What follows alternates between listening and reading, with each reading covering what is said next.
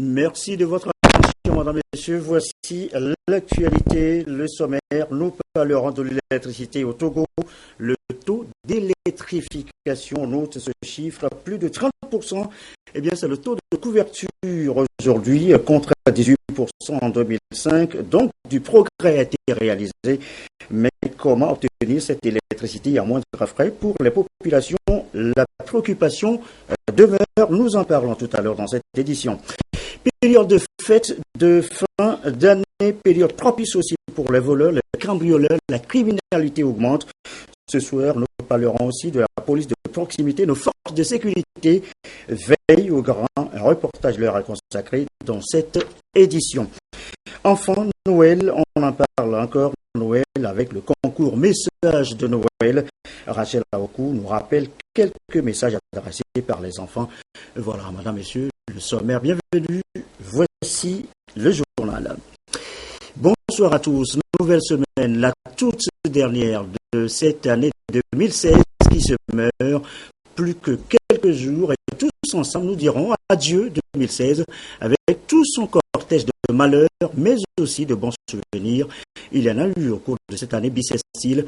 Du progrès qui est donc réalisé. Tenez, ce chiffre par exemple de 18% en 2005, nous sommes passés à plus de 30% en 2016. Cela représente le taux d'électrification aujourd'hui au Togo. Nous reparlerons du sujet tout à l'heure dans cette édition. Mais d'abord, la plateforme nationale de réduction des risques et catastrophes. On évoque le sujet à la faveur ce soir de ces séances de formation pour les enseignants à Lomé et à Kara. Les programmes scolaires enregistrent désormais les concepts des risques et catastrophes. Il est donc question de préparer les apprenants à la résilience, à la gestion des risques naturels. L'étape de Lomé, Albertine Yakin. Le Togo, engagé dans la prévention et la gestion des crises liées au changement climatique, entend renforcer les capacités des acteurs pour augmenter la résilience. C'est dans ce cadre que le projet de gestion intégrée des catastrophes et des terres a été érigé comme instrument de référence. C'est une approche de solution pour gérer et prévenir les aléas climatiques à travers la formation des enseignants. On a intégré la gestion et la prévention des risques et catastrophes au niveau des langues. Donc, ils vont retrouver ça en français, en anglais, en allemand, histo-géo, et puis au niveau des sciences de la vie et de la terre. Donc, dans tout le secondaire, de la 6e jusqu'en terminale. Maintenant, au niveau préscolaire et primaire, vous allez retrouver cela au niveau des langues et communication, langage, construction de phrases. On va retrouver ça en éducation physique et sportive, en sciences et technologies, en éducation civique et morale. La plateforme nationale de réduction des risques et catastrophes, selon les responsables de l'environnement, prend en compte la contribution des établissements scolaires pour lutter contre le fléau. En tirant l'exemple de cette petite fille qui, au moment de tsunami en Indonésie, et qui avait ces connaissances-là, des signes avant-coureurs de grandes catastrophes, a pu informer certains touristes et certaines populations présentes là-bas sur la plage. Et donc, elle a pu sauver des populations. Et nous, ce que nous poursuivons ici, c'est que nos enfants soient suffisamment formés sur cette question. La culture de la résilience ou sûreté aux risques et catastrophes constitue une approche de solution en matière d'éducation des terrains pour l'appropriation de la nouvelle donne. Pour donc motiver les enseignants au cours de leur formation, des guides leur ont été offerts. Car à présent, pour les mêmes causes, l'intérêt bien, c'est de capitaliser les acquis du PGCIT, le projet gestion intégrée des catastrophes et des terres au niveau des régions. Les enseignants sont donc mis là aussi à contribution. Nestor Mojou, Wakara. Le projet de gestion intégrée des catastrophes et des terres prend fin dans 6 mois. Il aura duré 4 ans. Les 2 dernières années, le PGICT les a consacrés à la mise en œuvre de certains sous-projets. Les porteurs de ceux-ci dans la région de la Kara ont pris rendez-vous avec la coordination du PGICT et d'autres acteurs du ministère de l'Environnement et des Ressources forestières pour des concertations par rapport aux résultats qui ont été fixés dès le départ. En clair, c'est pour voir l'état d'avancement et les mécanismes de durabilité de ces sous-projets. Nous sommes en train d'amorcer le dernier round de notre projet, le projet de gestion intégrée des catastrophes et des terres.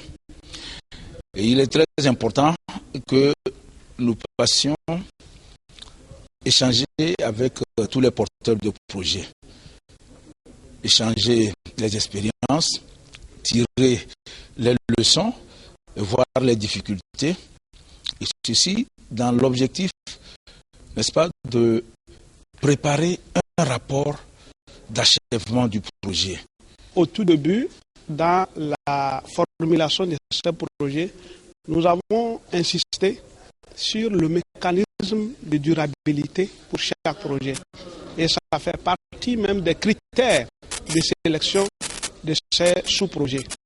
Nous allons les regrouper en 3 thématiques. Il y a la thématique de réduction des risques de catastrophes. Il y a des activités de gestion durable des terres. Il y a des activités aussi liées aux forêts. Sur le plan national, 107 sous-projets ont été retenus et mis en œuvre. La région de la Kara a bénéficié de 16 sous-projets financés à hauteur de 500 millions de francs CFA. Au ministère de l'Environnement et des Ressources forestières, des réflexions sont en train d'être menées en vue de chercher des financements pour soutenir les actions qui portent des fruits. Nous vous l'annoncions tout à l'heure, ces chiffres de 18% en 2005, nous sommes passés à plus de 30%. Cela représente le taux d'électrification aujourd'hui au Togo. En clair, nos villes et villages sont plus éclairés qu'il y a quelques années. Seule préoccupation, comment obtenir cette électricité à moindre coût pour les populations? Quelles sont les perspectives? Eh bien, voyons cela avec Antoinette Omar. Le Togo a entrepris depuis quelques années de grands travaux routiers. Ces derniers intègrent l'éclairage public. Aujourd'hui, le gouvernement togolais fait de l'extension de la couverture électrique une des priorités dans son programme d'action. Il multiplie les initiatives et a signé des accords de financement avec des partenaires pour accentuer la fourniture d'électricité sur les voies publiques et dans les ménages. Ainsi, le taux d'électrification est passé de 18% en 2005 à 33% en 2015 et de 2 à 6% en milieu rural. La CET, chargée de la production et de la distribution de l'énergie électrique, procède à des campagnes périodiques de promotion pour les branchements. Et depuis 2009, le secteur de l'énergie a connu un développement remarquable grâce à l'engagement des plus hautes autorités togolaises. Toutefois, beaucoup reste à faire pour atteindre l'objectif numéro 7 des ODD qui appelle à des services énergétiques fiables, durables et modernes à un coût abordable. Déjà, les efforts déployés et les projections faites permettront d'atteindre un taux d'électrification de plus de 50% d'ici 2020 et plus de 90% en 2030. Ces efforts ont permis d'installer 13 000 lampadaires solaires ces derniers mois, en plus des lampadaires classiques, ce qui a permis de garantir la sécurité dans les localités, de réduire les accidents de circulation, de faire émerger des activités génératrices de revenus les nuits et de contribuer à améliorer les résultats scolaires. Par ailleurs, le Togo s'est doté en mai 2016 d'une agence d'électrification rurale et des énergies renouvelables chargée de la mise en œuvre de la politique de l'État en la matière pour l'accès l'accélération de l'électrification en milieu rural.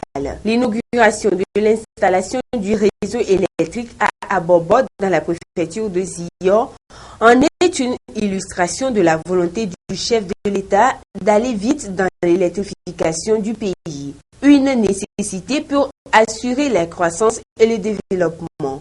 Les travaux ont permis d'installer 30 lampadaires avec la construction de 4,2 km de réseau basse tension, 5 km de réseau moyenne tension pour un coût de 120 millions de francs CFA financés par l'État. Ainsi, plus de 150 ménages seront connectés au nouveau réseau et les réflexions se poursuivent pour étendre le réseau électrique dans d'autres localités. Antoine Romao, d'abord, autre chiffre à retenir ce souhait, 40%, c'est le taux en matière de création de richesse de l'agriculture togolaise aujourd'hui. Et de ces 40%, 20 constituent des ressources à l'exportation. C'est peu, diront certains, peu mieux faire pour d'autres. Et d'ailleurs, une récente émission de la Banque mondiale et du FIDA au Togo, après une étude d'évaluation sur le terrain, a noté des résultats plutôt encourageants. Le PNIASA y est pour beaucoup le programme national d'investissement agricole et de sécurité alimentaire au Togo. Au-delà de ce satisfait site de la Banque mondiale, quelle réelle ambition pour l'agriculture togolaise? Question-réponse, Adolphe Baka. Le Togo enregistre cette année des excédents agricoles records. 150 000 tonnes pour la filière céréalière, 745 000 tonnes pour les tubercules et 136 000 tonnes pour les légumes. Ces excédents permettent de consolider des stocks de sécurité alimentaire et d'en revendre une partie au Programme alimentaire mondial PAM qui les distribue aux pays en difficulté. Le moteur de relance de ces secteurs reste le Programme national d'investissement agricole et de sécurité alimentaire PNIASA que le Togo a démarré il y a 5 ans. L'ensemble du programme est financé à hauteur de 600 milliards de francs CFA par la Banque mondiale, le FIDA et la BAD. C'est dire la grande ambition que les autorités togolaises nourrissent pour les secteurs agricoles qui représentent 40% de la création des richesses et comptent pour 20% des ressources à l'exportation. Le programme comprend plusieurs volets distincts. Le projet d'appui au secteur agricole PASA, le projet d'appui au développement de l'agriculture au Togo PADAT, le programme de productivité agricole en Afrique de l'Ouest PPAO et le programme de promotion de l'entrepreneuriat rural PPER. Dans une récente étude d'évaluation et d'impact menée par la Banque mondiale et le FIDA, les experts ont félicité le Togo pour ses bons résultats qu'enregistre le PNIASA chaque année à travers les rendements agricoles depuis son lancement. Les productions de maïs et de riz sont en hausse, respectivement 80% et 19%, et les agriculteurs disposent de nouveaux équipements leur permettant d'améliorer ces rendements. L'agriculture togolaise va mieux, c'est une évidence, et le PNIASA a été déterminant dans la relance du secteur malgré ses imperfections, notamment les programmes relatifs au décaissement. La relance du secteur est synonyme d'emplois nouveaux et d'amélioration des rémunérations. Dans ce sens, le gouvernement mise désormais sur la création des agropoles et la promotion de l'entrepreneuriat rural. Des projets et programmes qui ne cessent de susciter l'admiration des différents partenaires, notamment la Banque mondiale, le FIDA et la BAD. Dans ces perspectives, le Togo veut aller plus loin en évoluant d'une agriculture familiale de subsistance à une agriculture commerciale. L'objectif étant de parvenir à la création d'unités de transformation en partenariat avec le secteur privé.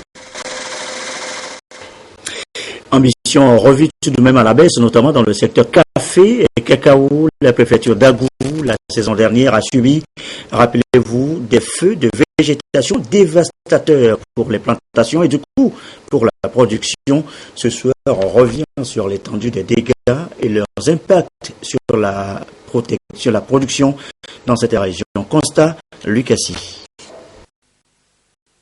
Le café et le cacao sont respectivement 2e et 8e produits agricoles exportés par le Togo après le coton. Ces cultures ont été confrontées à de nombreuses difficultés l'année dernière, dont la rareté des précipitations, voire l'inexistence de pluie, et les feux de végétation qui ont dévasté des plantations et causé la perte de 50% des plants en pépinière.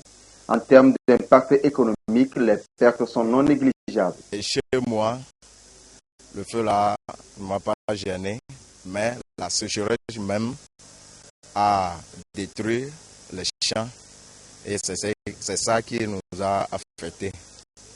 J'ai perdu plus de 450 000 pour la sécheresse là. Parce que toute la population a été touchée. Par le feu de brousse là, ça a ravagé toutes nos plantations. Les jeunes plantations et les anciennes plantations, tout est ravagé. J'ai perdu plus de 7 lots de plantation de cacao. Pour un carré, ça peut faire, quand les cacaos sont bons là, ça peut faire au moins 100 000 par carré. Avec les feux de brousse de l'année passée là, moi personnellement j'ai perdu aux environs 700 000 comme ça. Pour redresser la barre au niveau des producteurs, le ministère en charge de l'agriculture a mené plusieurs actions pour soulager tous ceux qui ont subi des pertes. Pour reconstituer ces vergers, il faut le matériel végétal. Donc c'est pourquoi le ministère a mis le paquet. Alors pour ce qui concerne le cacao, à faire produire beaucoup plus de cabosses et semences de cacao que nous avons distribuées aux producteurs. Et faut-il le rappeler, vraiment ces cabosses, le prix de cession producteur 40 francs, c'est loin du coût de production qui au Togo est de 385 francs pour les zones de production de café. Là également, les boutures racinées sont cédées à prix très modique, 10 francs la bouture, et sur un coût de production de 149-150 francs. Donc, nous accompagnons les producteurs à vraiment bien conduire les pépinières pour que ces parcelles qui sont perdues puissent être rapidement reconstituées. 40% des plantations ont été dévastées par les feux de végétation. Avec l'aide de l'État, les producteurs pensent récupérer les sommes perdues la saison écoulée. Le café et le cacao occupent plus de 30 000 producteurs et nourrissent directement plus de 250 000 personnes. Elle apporte également 38% des recettes d'exportation de l'agriculture. Par conséquent, ces filières contribuent à 1% au PIB national. L'embellie, on va dire, eh bien, c'est dans la filière animale. Là, des progrès nets sont enregistrés. Le secteur a le vent en poupe grâce à 2 programmes phares. Le Pignasa, on évoquait ce programme-là tout à l'heure. Le PASA, vous allez les entendre. Certains éleveurs témoignent. Pierre Soussoupo les a rencontrés. On va les écouter. Lorsqu'en 2008, le monde a connu ce qui semblait être un retour à des périodes des crises alimentaires des années 70 et 80, vite, des solutions d'urgence et durables ont été envisagées. Et le programme national d'investissement agricole et de sécurité alimentaire PNIASA se trouvait être un cadre idéal où les actions sont convergées pour un objectif commun, éradiquer la pauvreté surtout en milieu rural. L'attention sera alors focalisée sur la croissance de la productivité agricole et la promotion de la filière animale à travers le projet d'appui au secteur agricole au Togo. à Nié, dans les plateaux. Dans cette ferme, c'est une véritable entreprise de petits ruminants qui tourne au quotidien depuis bientôt 5 ans. Un domaine, un bureau et des employés. Karim, cet ancien mécanicien auto, n'est pas peu fier de son bétail.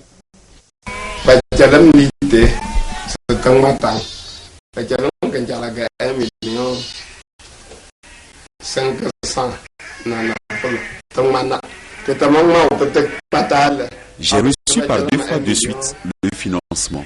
D'abord 1 500 000 pour la construction, ensuite 1,2 million pour l'équipement du cheptel et l'approvisionnement en provence et en produits vétérinaires.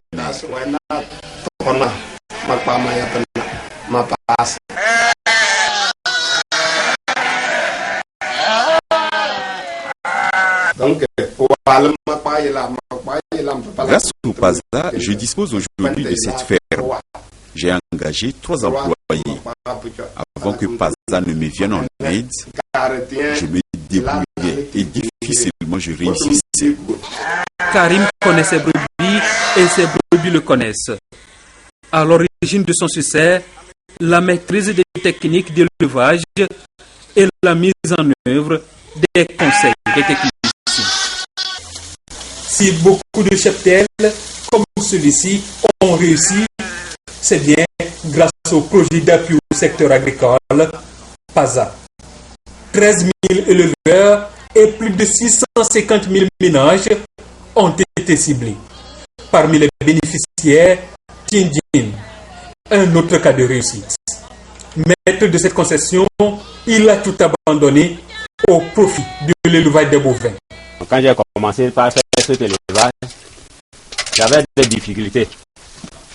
Après tout, j'ai bénéficié du bélier, du projet PASA, dont le voici. Et quand il est introduit dans mon troupeau, j'ai constaté que les enfants sont vigoureux. Je prie Dieu que si cela marche, je puisse développer cet élevage, même après avoir des agents qui puissent m'aider. Pour atteindre les résultats escomptés, des garde-fous ont été posés. Il s'agit de recapitaliser les cheptels, promouvoir la santé animale à travers l'amélioration du contrôle des maladies à haute incidence. Nous appuyons les producteurs dans la conduite de leur élevage, que ce soit par rapport aux constructions des habitats, par rapport à l'alimentation et par rapport aux soins. Ce qui a contribué à l'accroissement de la production animale et à un meilleur équilibre nutritionnel des populations. La relance de la filière animale, un dossier préparé et présenté par Pierre Soussoupon. Il est 20h20, minutes, direction maintenant la quinzaine commerciale de Lomé. C'est tout à côté pour vous qui êtes dans la capitale. C'est depuis le 15 décembre dernier, ça bat son plein, un tour, et vous trouverez des articles divers et variés à vous faire casser la tirelire. Envie donc de dépenser en cette fin d'année, eh bien, c'est le bon endroit. Mais déjà, on va faire les comptes une semaine après l'ouverture. Carmen Madiakapo. Alors, rappelle-moi ton prénom. 10 jours après son ouverture, la quinzaine commerciale de Lomé bat son plein. Des milliers de visiteurs viennent faire leurs courses pour les fêtes de fin d'année. Des centaines d'exposants y sont installés afin de faire la promotion de leurs produits. Les gens viennent, ils achètent pour les consommations, les cadeaux et autres là. Sinon ça va. Le week-end, ça a un peu marché, bon, parce qu'il y avait la fête, parce qu'à cause de la fête de Noël, puisque les bonnes femmes et les parents étaient venus acheter pas mal de trucs pour leurs enfants. Mais bon, on espère encore dans la semaine, d'ici la fin de cette semaine-là, voire d'ici le week-end, puisqu'on aura fêté le premier dimanche. Donc, il y aura pas mal de clients qui viendront. C'est pas mal. Il y a quelques clients qui viennent, surtout les jours ouvrables. Ça ne donne rien de concret. Les week-ends, ça passe. Nous offrons un vin importé de France. C'est un vin fruité aromatisé. Déjà samedi, les ventes ont été bonnes quand même. De nombreuses personnes sont là pour le colico et la bière en fait. Pour certains, la caisse commerciale de Lomé a toujours tenu ses promesses en termes d'affaires et de bénéfices. Les gens ont pris goût de la boisson. Ils viennent, ils font les commandes peu à peu. Donc nous espérons que les jours qui nous restent, ils vont encore venir en prendre le reste. Les gens ils viennent, ils prennent. Pour les 2 stands que nous avons pris ici, nous espérons très vite rentabiliser. Et on espère que cette semaine-ci sera meilleure, 2 fois meilleure que la semaine dernière.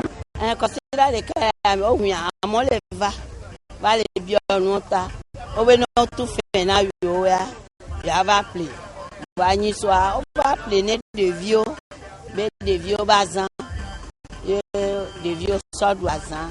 Si tu as un tochon là-bas, mais les toits te bien ça nous. N'aime pas du tout à sortir au pays.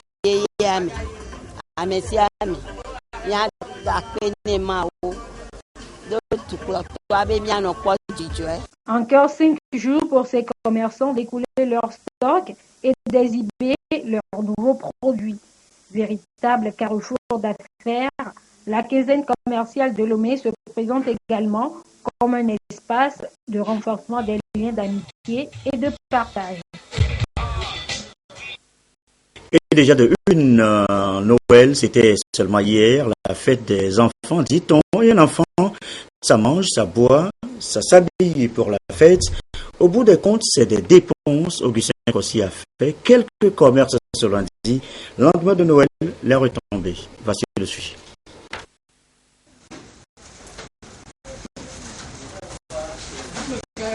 Quel bilan pour les commerces après la fièvre de Noël? Pour Kafu, gérant de ce supermarché, c'est l'heure de faire les comptes. On a vendu des jouets, des biscuits, puisque c'est la fête des enfants. Même des jus pour les enfants. Et comme les fêtes approchent, on a augmenté un peu le nombre des employés. On a pris plus pour pouvoir bien gérer les clients. On a pris des stocks et on a presque épuisé nos stocks. Donc on se prépare encore pour le 31 où il y aura de grandes surprises pour nos clients. Au niveau des bars et restaurants, les chiffres illustrent bien la ferveur avec laquelle l'événement a été célébré.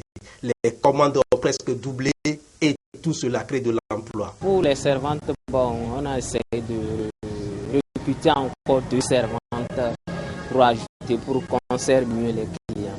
Pour les stocks, on a doublé un peu pour pouvoir bien servir nos clients qui étaient venus. Ils sont manifestés, il y a un peu d'influence. Des fois, les stocks finis, on en commande aussi davantage. Au fur et à mesure que les stocks finissent, on essaie d'aller encore de l'autre côté pour aller chercher les boissons. On va faire plus de commandes que ce qu'on avait prévu pour le 25 pour éviter ces dérangements. Les filières de vente de jouets et des produits de première nécessité, surtout le riz et les conserves, ont été très sollicités. Ces produits s'accompagnent aussi d'une grande consommation de viande. Oui, cette année, c'est bien. La fête a bien marché pour nous.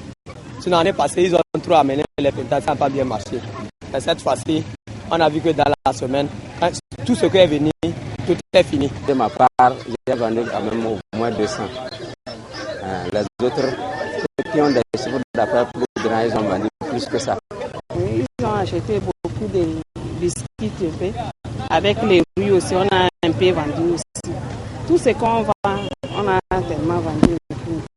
Les fêtes de fin d'année sont donc une période de grande consommation, quelle que soit la conjoncture économique. Les commerçants, surtout les grands importateurs, mise sur cette période pour réaliser des profits. Passer l'étape de Noël, la phase de la Saint-Sylvestre pour rentrer dans le nouvel an sera déterminante pour les différents vendeurs. Et tous mettent le paquet pour attirer le maximum de clients. Noël et les fêtes de fin d'année, tout le monde cherche à faire la fête, quels que soient bien sûr les moyens. Pour certains, c'est la fin qui justifie les moyens, et ces moyens pour eux, c'est le vol, le cambriolage, la criminalité. En cette période de fin d'année, ça augmente, c'est toujours un souci.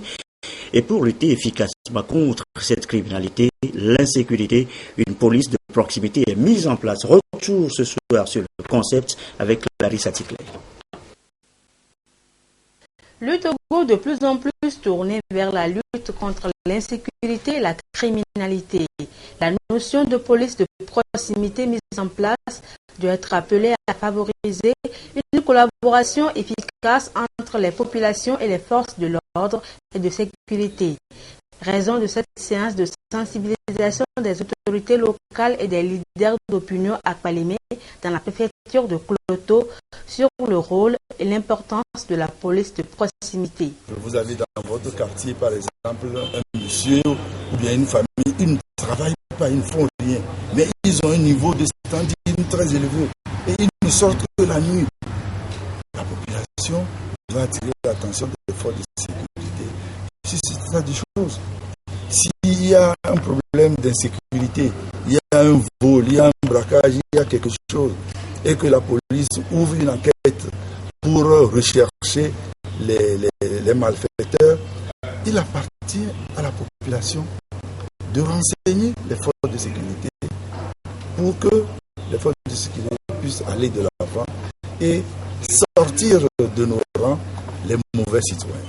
Il s'agit surtout de restaurer un climat de confiance entre les populations, la gendarmerie et la police nationale.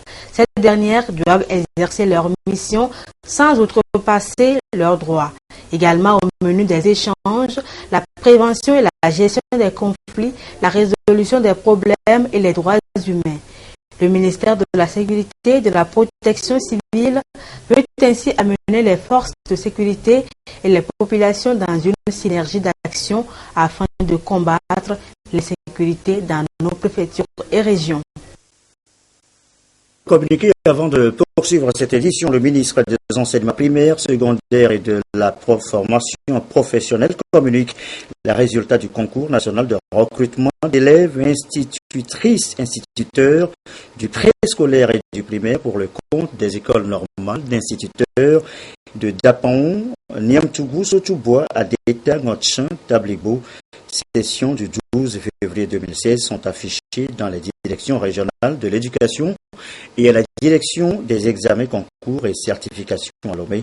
Les candidates et candidats sont invités à se rendre dans ces directions pour les consulter. Autre communiqué faisant suite à son communiqué du 16 décembre 2016 relatif au respect des cahiers des charges des sociétés de radiodiffusion et de télévision, la haute autorité de l'audiovisuel et de la communication AC invite les directeurs et propriétaires de chaînes ci-après qui n'ont pas encore signé ou renouvelé leur convention qu'une période complémentaire de 3 semaines leur est accordée à compter du 26 décembre 2016 pour se mettre en règle. Il s'agit des stations de radiodiffusion suivantes: Radio Bethel à Gléy, Radio City FM à Lomé, Radio Daoul à Basser, Radio La Voix de Loti à Mango, Radio La Voix de Vaux à Maignan, Radio Océane à Nero, Radio Sky FM à Babou.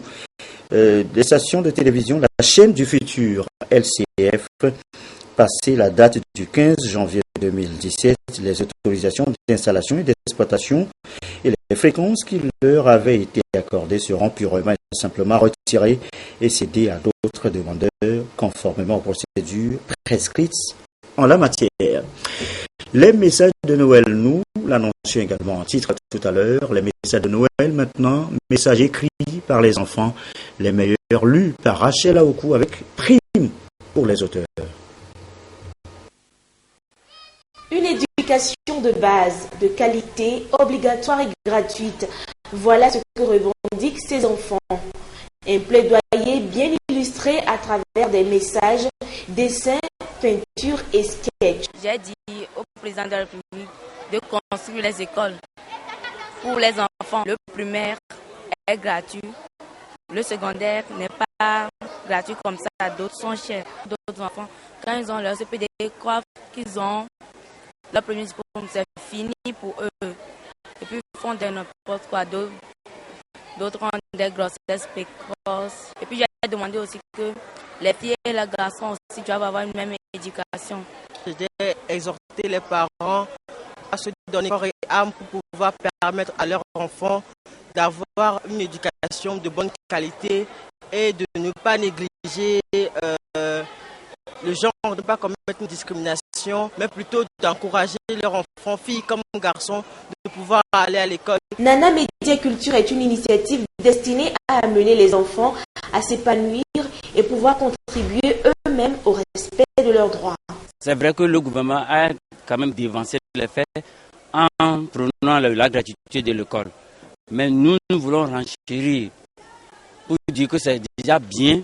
Nous voulons quand même que le gouvernement puisse encore faire l'effort d'aller au secondaire. Le gouvernement s'investit dans la promotion de l'éducation des enfants. Ces efforts méritent d'être renforcés afin de pouvoir offrir aux enfants un avenir meilleur. Le défi du bien-être des enfants nous interpelle tous et constitue un devoir citoyen pour chacun de nous. C'est pourquoi je lance un appel à toutes les bonnes volontés afin qu'ils accompagnent le gouvernement dans la mise en œuvre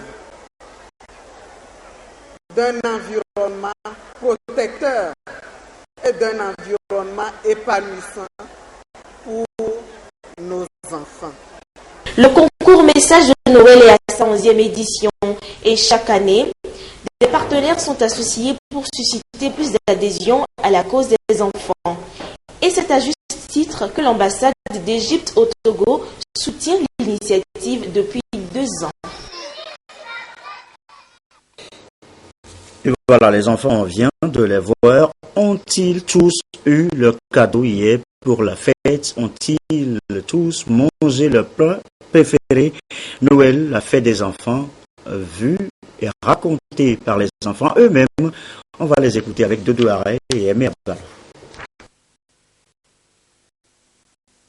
Noël, période où les enfants font l'objet d'une attention particulière.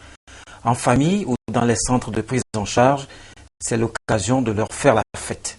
Repas copieux, habits somptueux, souliers neufs, toute une vague déferlante de générosité. Les parents, même les plus affairés, ont pour une fois un peu de temps pour leurs enfants. La cerise sur le gâteau, les cadeaux, à travers le personnage mythique de Papa Noël. J'ai vu le Papa Noël, il m'a donné des jouets, puis j'ai bien joué. J'ai mangé ma carte, j'ai bu du boisson, j'ai bien feinté. Maman a préparé 2 foufis. On m'a acheté un jeu. On est allé à la plage. On a mangé. On a fait beaucoup de sympa là-bas et la nuit, on part. Le renforcement de l'environnement protecteur et des gestes affectueux envers les parents les rend particulièrement heureux durant cette période. Les enfants veulent qu'il en soit ainsi pour toujours. Je souhaite bonne santé à tous les enfants du monde. Moi, l'année prochaine, je voulais qu'on m'achète un vélo. L'année prochaine, je veux que papa m'achète des chaussures et des motos.